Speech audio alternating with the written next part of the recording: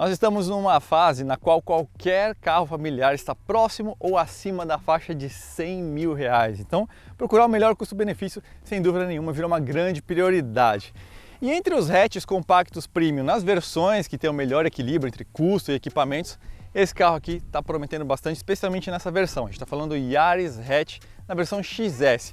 Yaris Hatch é a configuração de carroceria mais vendida desse carro, lembrando que ele tem hatch e sedã, e XS é a versão mais vendida do hatch. Então, vale a pena você ficar de olho nesse carro, que apresenta o melhor preço entre os seus rivais, que seria o Polo, o 208 e o City Hatch, que também tem versão sedã no City, né, nesse ano modelo. E a lista de equipamentos está bem caprichada. Tem 7 airbags, controle de velocidade de cruzeiro, até sistema de frenagem emergencial semi-autônoma, e ele está quente no mercado, né? Ele apresenta o maior número de emplacamentos nesse ano entre esses rivais que eu mencionei. Mas não existe almoço grátis. Todas essas vantagens que ele apresenta em preço, em custo-benefício, evidentemente ele vai cobrar em alguns pontos que podem ser importantes dependendo do seu perfil. Então a gente está aqui na Autoline justamente para dissecar o Yaris Hatch XS para você. Então a gente vai mostrar tudo que ele tem de forte e fraco na parte de preço, de equipamentos, especialmente em relação aos seus rivais. Vamos ver os acabamentos, espaço interno, apresentação técnica e, é claro, vocês vão pegar uma carona comigo na cidade, na estrada, para a gente tirar nossas impressões a bordo. Vamos nessa?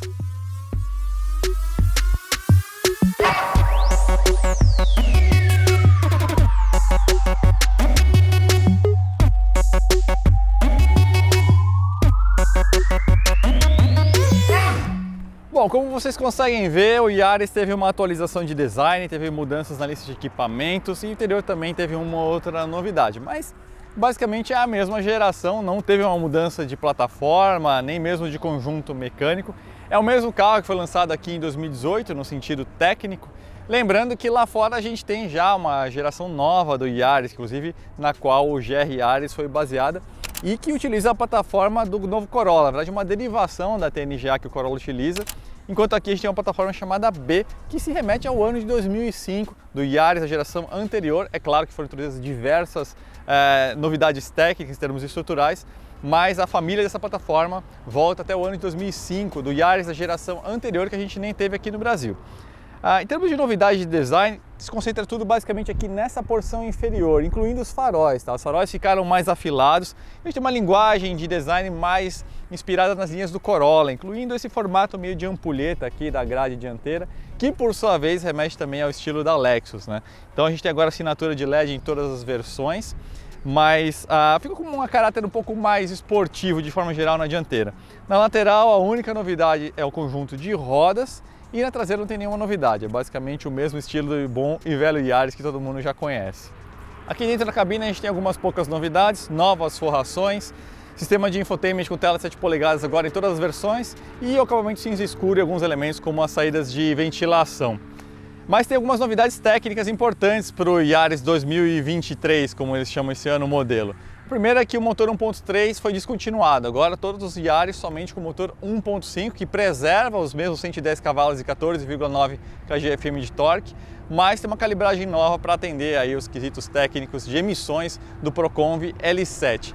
E outras novidades técnicas foram introduzidas na parte de segurança, muito pressionadas pela má performance no Latin Cap, ele recebeu 1 estrela somente no crash test, com a observação importante de que foi a versão do modelo peruano que sofreu essa avaliação, né? O brasileiro não sofreu essa avaliação e tem menos itens de segurança a versão peruana, mas de qualquer forma o estrago em imagem foi feito, então eles tiveram de introduzir essas novidades, que são 7 airbags, e nas versões intermediária e topo de linha, XS e XLS, nós tivemos a introdução de alguns recursos de segurança mais avançados, como o sistema de frenagem emergencial semi-autônomo parcial, né? Ele não vai até a parada completa, mas ajuda a mitigar os danos ou mesmo ferimentos no caso de um acidente, e também a gente tem um sistema de alerta de evasão de faixa, ele faz pela leitura da câmera, que agora tomou o lugar inclusive do sensor de chuva, não é aquele sistema que esterça o veículo, mas ele avisa se você acidentalmente ocupar a faixa do lado. O Yaris Hatch começa em R$ 92 mil na versão XL e vai até R$ 113 mil na versão XLS. Mas a versão intermediária é a que vende mais e a que a gente recomenda pelo custo-benefício, que é justamente essa, XS, de R$ 102 mil. Agora vamos fazer aquele exercício de comparar com seus principais rivais. Fiz uma lista bem caprichadinha aqui para vocês. Então a gente tem aqui a versão EXL do City Hatch, que seria a versão de entrada dele, bem como a primeira versão com motor TSI do Polo, que é a Comfortline, e o 208 Allure para a gente comparar. Então, em termos de valor, esse carro aqui realmente é o mais barato entre esses quatro. 102 mil, como eu falei. O City Hatch é o mais caro disparado, 115 mil reais, muito puxado, né? E o Polo e o 208 Allure se empatam ali em 108 mil reais. Quais que são os pontos fortes de equipamento desse carro aqui frente aos outros? 7 airbags de série, em todas as versões, inclusive. Já tem a ar digital, que é algo que está presente em todos, menos no Polo. Ele tem aqueles sistemas de segurança que a gente falou, né? Sistema de evasão de faixa e o sistema pré-colisão, né? A frenagem autônoma parcial. Tem câmera de ré e controle de velocidade de cruzeiro. Esses são os pontos fortes dele. O City Hatch, em termos de equipamento, ele tem 6 airbags, câmera de ré, sensor de estacionamento traseira, que esse carro aqui não tem, e também tem sistema de controle de velocidade de cruzeiro. O grande diferencial do Polo Comfortline está o sistema de infotainment, que é um dos pontos fracos desse veículo aqui, aquele Voxplay, tela de 10 polegadas, ótima resolução, realmente um sistema sensacional. O 208 ele tem como diferenciais algumas coisas de acabamento, né, como os bancos com forração em alcantara, tem carregador por indução no console central e câmera de ré. Quais que são os pontos fracos desse carro aqui em termos de equipamentos? O ajuste de coluna de direção, a gente vai ver, só tem ajuste de altura, não de profundidade, então isso traz algumas limitações de ergonomia, e o sistema de infotainment, como eu falei, ele é um pouquinho fraco, o sistema de som também é um pouquinho ruim, né? E o Polo é um carro também que tem umas deficiências de equipamento, né? Então não tem câmera de ré, só tem sensor de estacionamento atrás, não tem controle de velocidade de cruzeiro, só ar analógico, enfim. E o 208 também fica mais ou menos próximo, só 2 airbags, também é um sistema de infotainment mais ou menos, e também não tem sensores de estacionamento nem câmera de ré, então fica também limitado por isso. Esse é o carro mais vendido, como eu falei, né, desses quatro, então 4.400 em emplacamento, se a gente considerar os 2 meses, né, março e abril, que seria justo justamente porque o City Hatch chegou nessa fase.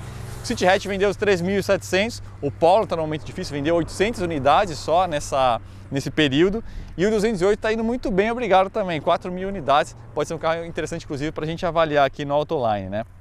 O City Hatch é o carro que tem o maior entre eixos, né, 2,59 m, 4 centímetros a mais, 2,55 m aqui, mas todos eles estão mais ou menos próximos, né, só o City Hatch que desponta, né. Em termos de comprimento, por outro lado, o City Hatch é grande demais, 4,34 m. Esse aqui tem uma ótima proporção para o que ele oferece de porta-malas e espaço interno. A gente tem 4,14 m, né, e o Polo e o 208 ficam empatados em 4,05 m. Porta-malas do City Hatch é o pior disparado, né? 268 litros. Os demais estão na casa de 310 litros, incluindo o Yaris, né? Aqui a gente tem 310 litros exatamente. Só que aí que tá. Esse aqui é o carro menos potente e também o menos torcudo aí de todos os rivais, né? Então a gente tem 110 cavalos, enquanto o Polo, por exemplo, tem 128 cavalos e 20,4 kgfm de torque. Aqui a gente tem 14,9, então dá uma diferença de 25% mais ou menos, que é uma diferença significativa. Então, resumo da ópera aqui é que você vai ter um carro menos potente, menos torcudo, mas muito bem equipado e com uma ótima relação de proporção e espaço, tanto no porta-malas quanto na cabine. Como eu falei, a gente está numa época na qual fazer um bom negócio é fundamental e o financiamento, sem dúvida nenhuma, é uma parte essencial para você ter um bom negócio. Não deixe de conferir, fazer a simulação do Bradesco Financiamentos em autoline.com.br, que você vai ter a melhor proposta em mãos, com certeza. É só lá em autoline.com.br, no topo do site, clicar em simular financiamento, preencha alguns dados bem básicos, número de parcelas, os dados essenciais, e você já vai ter a melhor proposta em mãos. Enquanto você está lá, vale a pena você conferir as opções de seminovos na faixa desse veículo aqui, que tem muita opção interessante. Inclusive, se você for optar por um seminovo, vale a pena você conferir também o financiamento turbinado, porque lá você consegue incluir uma série de serviços que não estariam num financiamento convencional, como, por exemplo, martelinho de ouro, despachante e incluindo também uma proteção contra a perda de fonte de renda. Vai lembrar também que financiamento turbinado vale para automóveis 0 km. Agora, vamos dar uma conferida então como que o Yaris se comporta, começando pela cidade. Se você é um cara familiar com o Fit, você vai se sentir aqui em casa com o Yaris, né? Eles são muito parecidos em algumas coisas, por exemplo, essa sensação de carro rodando soltinho, sabe? Isso aí é um ajuste muito da parte de motor casado ao câmbio CVT. Aqui tem 7 marchas simuladas, mas é um câmbio CVT. Então lembra muito assim essa coisa do... Você quase não pisa no pedal na cidade, então é gostoso, é um carro que Isso ajuda, essa característica, inclusive, a você a ter um consumo de combustível mais baixo. O consumo é bom aqui, né? Com etanol, a gente está falando de 8,8 na cidade e 10 na estrada. E são números bem factíveis, 10 na estrada, tranquilo, você consegue chegar. A gente está com 9,2 de média aqui, né? Então só reforça o que eu estava falando para vocês, né? Na cidade, se pegar muito congestionamento, evidentemente você vai cair aí para baixo de 8, 7, enfim, normal, né? Mas ele lembra muito o Fit, essa coisa do carro se deslocar. Mas no que ele não lembra o Fit é um ponto positivo, né? O Fit era um carro que tem, ou tinha, melhor já que ele foi descontinuado, uma suspensão muito dura, né? Realmente com curso curto e com absorção muito rígida, né?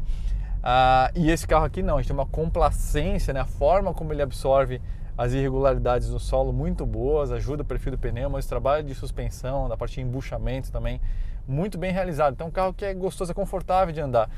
Com a justiça aí sendo feita, o City Hatch tem essa característica de rodagem também muito próxima, né? Então são dois carros que ficaram muito agradáveis de rodar na cidade. Ótimo isolamento acústico também. Como a gente vai ver na parte mais dinâmica na estrada, o ruído do motor, a gente pode experimentar até agora, ele é bem presente. E é mais uma questão de reverberação do que isolamento em relação ao ambiente externo, né? E o CVT acaba piorando um pouco disso, porque ele fica travado naquela rotação, né? Mas de forma geral, um carro muito agradável como um veículo urbano, né? Tem as características principais aí que você precisa. Então é um carro econômico, é um carro gostoso, silencioso, espaço traseiro muito bom. Vocês estão vendo aí nas imagens, eu tenho 1,82 m, banco dianteiro ajustado para mim, me posicionei ali atrás. Sobra espaço para os joelhos, espaço para a cabeça, especificamente no canto. Se você está com 3 passageiros, você vai ver que o formato do teto do carro ele fecha em cima um pouco demais, então talvez fique um pouco limitado ali, mas com 4 passageiros altos você tem aí uma tranquilidade. Algo impressionante por tamanho dele, não é um carro tão longo, né? E o porta-malas também a gente está totalmente dentro da média do segmento, né? Ergonomia e acabamento, aí é que a gente tem uns sentimentos mistos, né? Parte de ergonomia, a coisa que mais me incomoda é que aqui a gente só tem ajuste de altura. É algo meio inaceitável para a categoria de hatch compacto premium, né? Ele tem que ter um ajuste de profundidade.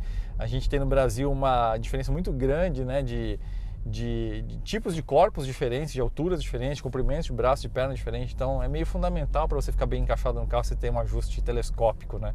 Uma mancada acho meio feia, né? Mas apesar disso, a posição de dirigir é muito boa, um pouquinho mais elevada, né? Mas não demais.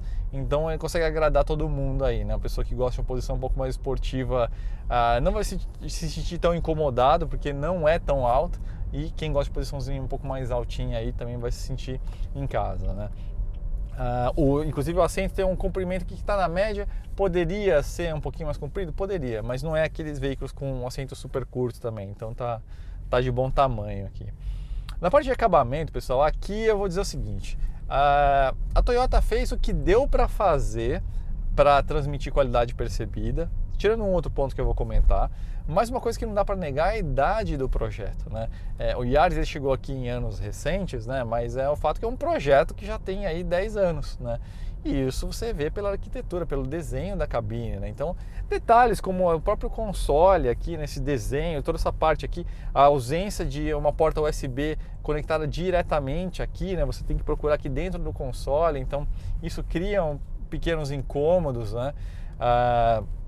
O próprio sistema de infotainment é uma tela muito pequena, 7 polegadas. Se você pegar um celular e deitar, é exatamente o que você tem aqui, né? Então, novamente, para a categoria que ele está competindo, seriam caprichos que fariam diferença. Ao mesmo tempo, forração dos bancos muito caprichada, né? Esse tecido combinado com esse material sintético simulando couro, costuras contrastantes. Então tem um capricho, é agradável, né? Especialmente para quem anda mais de shorts ou de vestido, contato com a pele do couro sintético às vezes pode incomodar, né? Então essa sacada do tecido transmite um requinte e é legal. O painel de porta tem alguns materiais aqui na parte de apoio para o braço, mas logo acima de onde você puxa a porta é um plástico duro, então ele acaba ficando com algumas marcas de unha. Mas de forma geral, lógico, todos os carros dessa categoria são basicamente de plástico duro, né? Então aqui não é diferente. Tem uns caprichos, né? Essa simulação de costura que a Toyota utiliza desde a geração anterior do Corolla. Então você vê que tem aí uma tentativa legal. Poderia ter uma maçanetinha cromada para combinar com essa moldura cromada dos instrumentos do cluster? Poderia, mas de forma geral tá bem executado. Mas você se sente num veículo mais antigo, né? Então é um fato que a arquitetura, ela, vamos dizer assim, acaba entregando um pouco a idade do projeto. Um outro ponto que a Toyota poderia investir um pouquinho mais é um veículo já nessa versão intermediária trazer aí tapetes mesmo, né, de tecido e não um tapetão de borracha.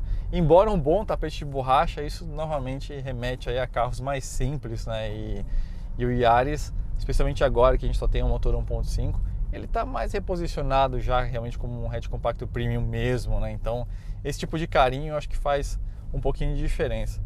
Bem como eu falei, um sistema de infotainment muito simples, sistema de som fraco, né? Sem grave, sem massa sonora, tudo isso aí são pontos de crítica. E é lógico, contrabalanceados aí por toda essa sensação de bem-estar no rodar urbano, como eu falei, é um veículo que lembra muito as boas características do Fit, sem as características ruins, né? Então era um carro duro, esse aqui não é, ele é confortável, gostoso, ótimo espaço e tudo mais, mas a Toyota podia trabalhar nesses itens aí são pequenas coisas, mas que fariam alguma diferença, né? Agora vamos pegar um pouquinho de estrada para a gente ver como é que o Yaris se comporta. Aqui nesse trecho de subida, vocês vão perceber aquela característica que eu falei do CVT e da intrusão de um ruído de motor.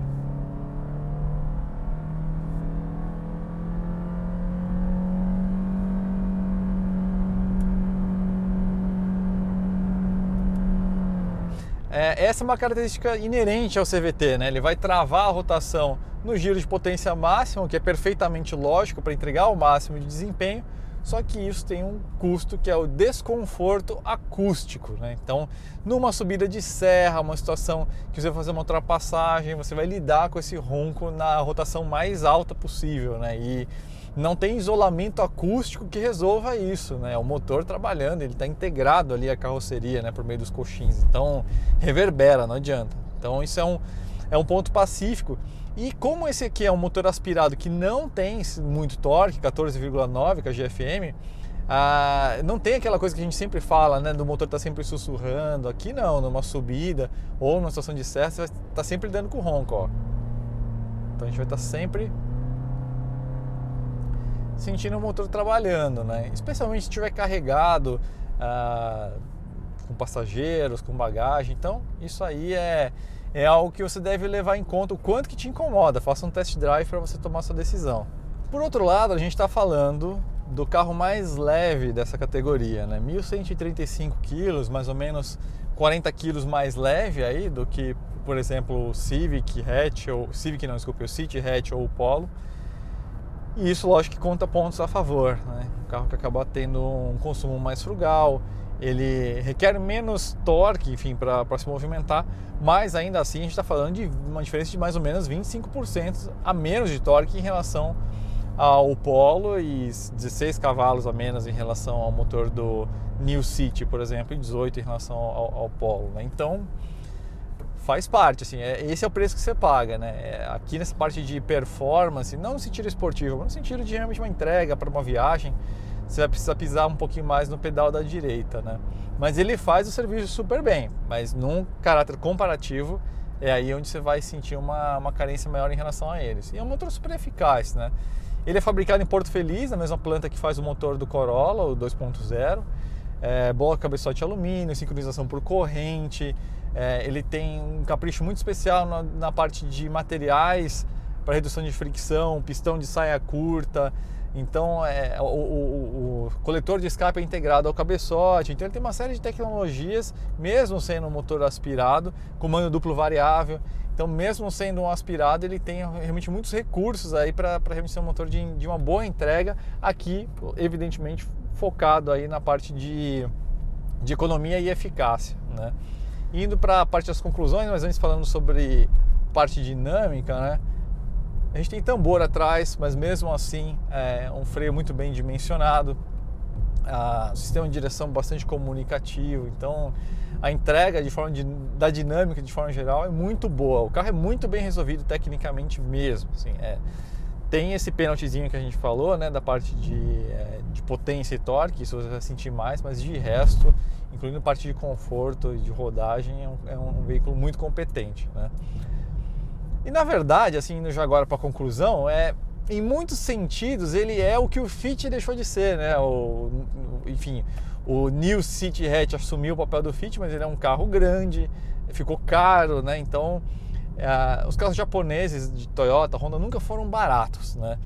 Mas aí se considera que esse carro aqui tem uma entrega muito similar à que o Fit tinha, né, há uns anos atrás, no sentido de posicionamento e que dores que ele resolve, né? Incluindo o pós-venda da Toyota, que é de excelência também. E é um carro que aliou-se ainda a um custo bom, custo-benefício bom. E evidentemente tudo está mais de 100 mil reais, a gente sabe, etc. Mas considerando o panorama atual, considerando os rivais, o custo-benefício dele é muito competitivo. Então isso ajuda a explicar por que ele está liderando, né, nessa categoria aí. Ele está levando, não é de lavada, mas ele está liderando com uma certa margem, e boa parte por essa questão de custo-benefício e também por ser um carro que tem uma entrega muito competente.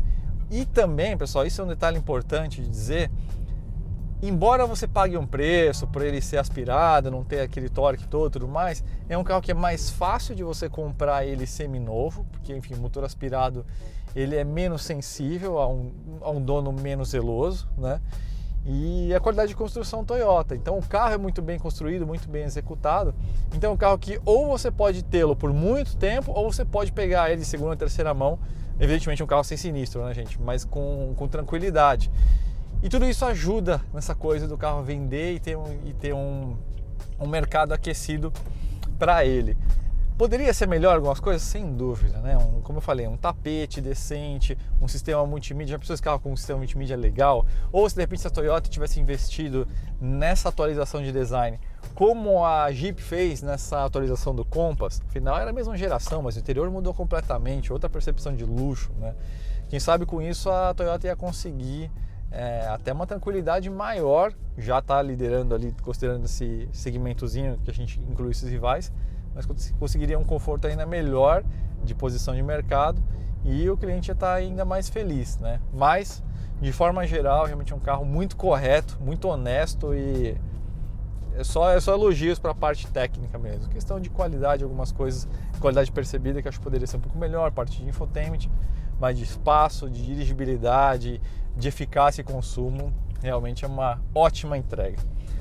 Certo, pessoal? Então é isso. A gente vai ficando por aqui e a gente se encontra aí numa próxima avaliação no Autoline. Não esqueça de assinar o canal e ajude a gente a crescer para fazer cada vez mais e melhor.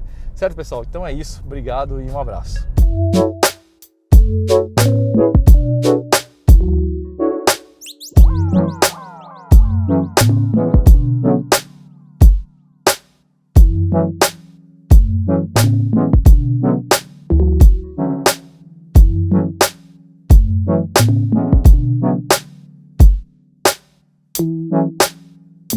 Thank you.